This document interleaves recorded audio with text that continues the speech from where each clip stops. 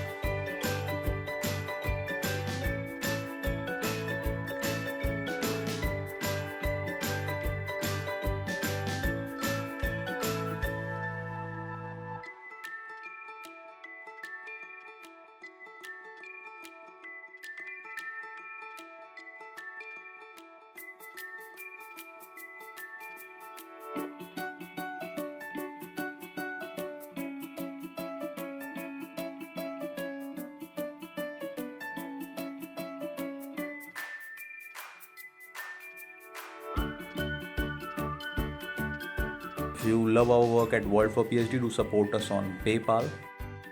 If you want to contribute for our next project, become a patron on patreon.com. Love to hear from you guys how this video helped you in your projects. Do share this video and like this video. Subscribe to us on YouTube. Thank you.